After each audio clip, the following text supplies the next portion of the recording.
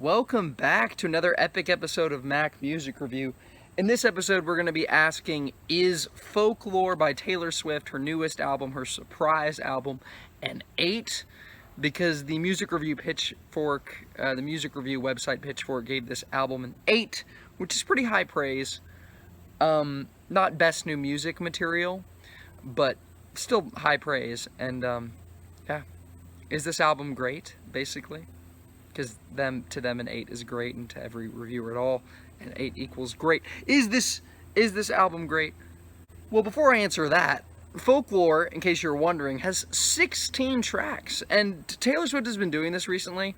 I mean, Reputation had 15 tracks, Lover had 18, so Taylor Swift is just cranking out these massive albums, and this was actually a surprise album. It came literally out of nowhere and has been dominating the Billboard charts, which is really surprising. The commercial success of this album is surprising because these songs don't really make sense in terms of radio play context.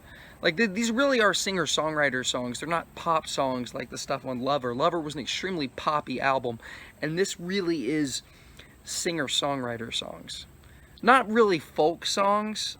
Very little in this could qualify as, they would say, as a folk song. It's not really folk music, but it is singer-songwriter.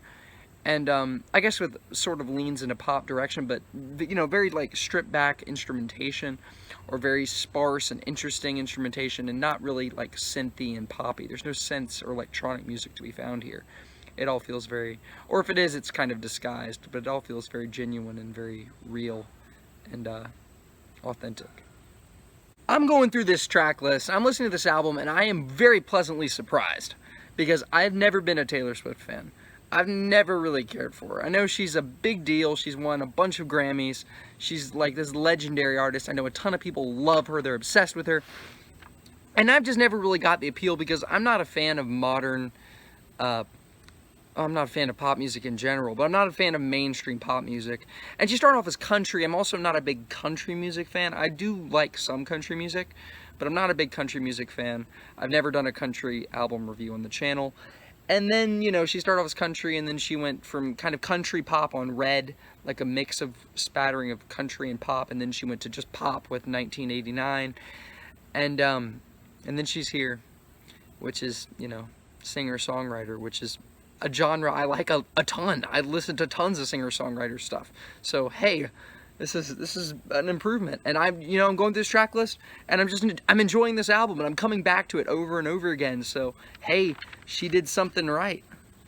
Just going through the track list, there's a couple songs in here that are kind of throwaway for me that just don't work that well, that I'm not a big fan of. One of these is The One. I've listened to this song a lot, and I've just never really cared for it. It's fine. It's just not one that really stands out to me in a really in a very good way. And then I think the midsection, the beginning half and the midsection of this album is jam-packed with some really, really good songs. But then the farther along you get to some songs that I don't really care for, specifically at the end of the album. And some of these songs are Epiphany, which is just alright to me. I'm not a big fan of it. And then the song Peace and Hoax. I don't know why the album ends on such a weak note, but these songs don't do much for me at all. Lyrically, musically, vocally, they're just all fine. I'm not a big fan of Epiphany, Peace, or Hoax. Which is unfortunate that the album ends in a weak way. But, hey, that's just my opinion. As for the highlights, Cardigan is a pretty good song. The Lana Del Rey influence is kind of obvious. It's pretty clear she's sort of mimicking Lana Del Rey's sound. But it's a good imitation, and it's well written, and it sounds good, and it's a good song. It's just a good song. Last Great American Dynasty is a very cool song because it's a storytelling song. And I love it when Taylor Swift is a good storyteller. She really is. Even better, I mean, she's a good songwriter, but she's a really good storyteller, and especially on this song, which tells the story of this woman, this very feminist tale, this woman who inherits all this money, and she becomes a billionaire, and she kind of joins the billionaire club, the first, woman millionaire, woman billionaire, and she starts, getting drunk and starts gambling away all her money, and she's acting like a man. and then it's really told from the perspective of these men who are kind of sitting back and like, there goes the last great American dynasty. She's ruining the last great rich dynasty. And it's just kind of, it's a fun song, and it's a cool song, and it's interesting, and it sounds good, and it's well written. And then at the end, it ties it into Taylor Swift, where Taylor Swift sings, "I had a marvelous time ruining everything," which is just kind of a fist pump, kind of feminist moment, you know? It's a good song.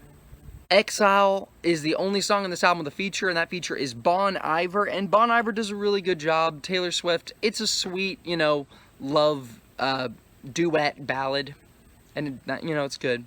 That's what I'm going to say. Not my favorite song on the album, but it's good. My Tears Ricochet is also good. Mirrorball has fantastic music, just sounds amazing. I love Taylor Swift's vocals on this. I love the music. I love the writing. Mirrorball is a great song.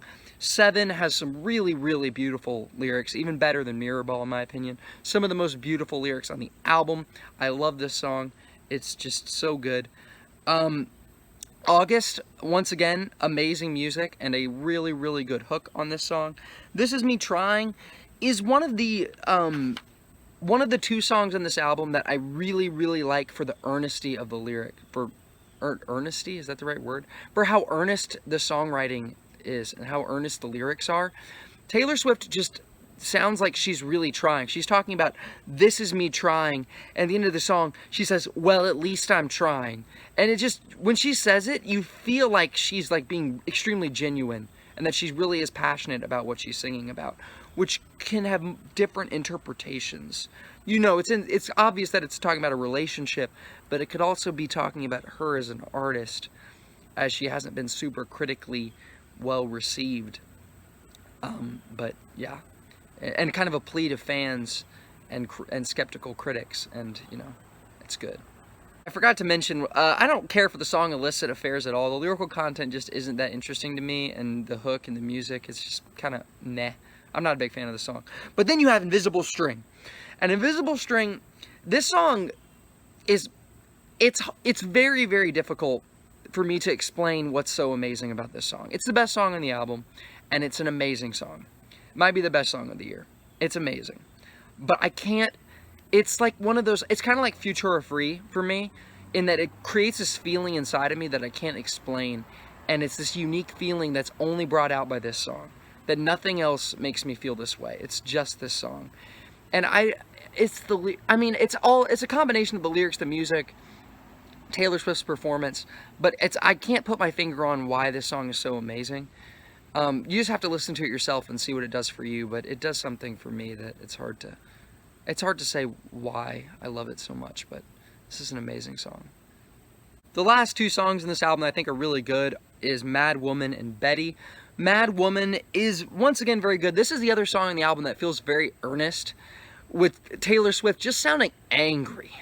Just sounding angry. She's a feminist, and it's this kind of feminist undertone of her just kind of raging and boiling inside, and she just kind of writes this seething, angry song, which is, once again, like Last Great American Dynasty and Betty, which is the other, I'm not amazing, but another really, really good song in this album.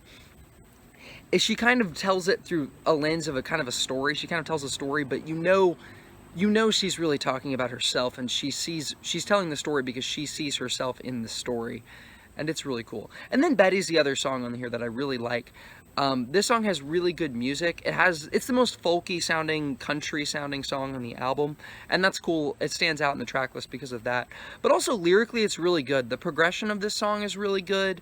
The lyrics on this song are really good. The storytelling on this song is really good. It's a huge highlight on the album and a really good song.